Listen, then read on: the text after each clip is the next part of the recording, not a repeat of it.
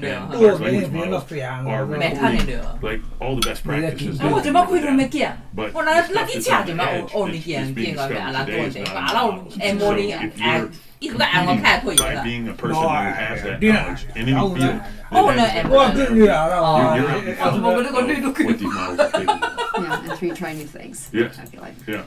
We talk about AI tools constantly, but honestly, most of us don't feel the real value until we see it applied to something very, very specific that changes everything. Something we actually do every day. So let's talk about outreach. If you're a creator, you need brand deals. If you're in sales, you need leads. If you're a founder, you need investors, partners, customers, and right now, done properly, LinkedIn outreach takes 10 to 15 hours a week. Every single week. This is exactly where AI changes the math. And Linked Helper is the concrete example I want to show you. Most tools are cloud-based. LinkedIn flags them very fast. This one is desktop native. It runs through a real browser, mimics actual human behavior. That's the only way to scale this safely in 2026. But what I find the most interesting is what happens when you connect it to an AI layer, NAN, Claude, and instead of sending the same message to 500 people, it reads each person's bio, writes something specific to them.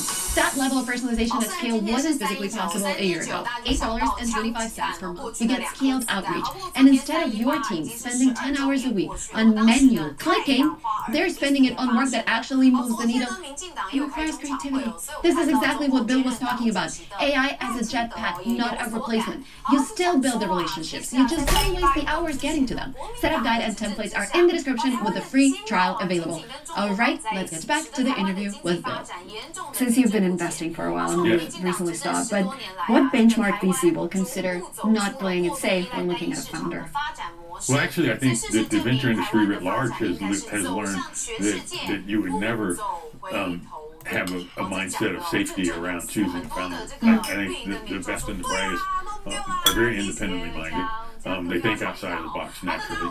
I think if anyone feels that some of them are so dogmatically determined that they might come across as a bit, crazy, actually. And I think I'm not the only one that would say this. I think if you go study what venture capitalists have written, there's almost a search for that type of persona. And it goes back to like the Steve Jobs ad about the crazy one, It feels like everyone right now should be adopting this crazy mindset to succeed in this world because you're becoming the entrepreneur in your life, right? I think, I think that's a great way of saying it. There is especially in certain fields, there is so much disruption coming from this new technology that if you don't take control of your own career path, then you're likely at risk. And I've often said, if you're a high agency individual who has confidence about driving their own career path, these tools are actually a jetpack. Like if you want to proactively learn, there's been no time in the history of the world where you can learn faster. And it's AI, but it's also podcasts like the stuff you do. There's interviews all over YouTube. You can learn faster than ever before. But if you're this is part of why I react poorly to the AI anxiety, because that might freeze you, and then you're not like the thing to do right now is to run as fast as you can.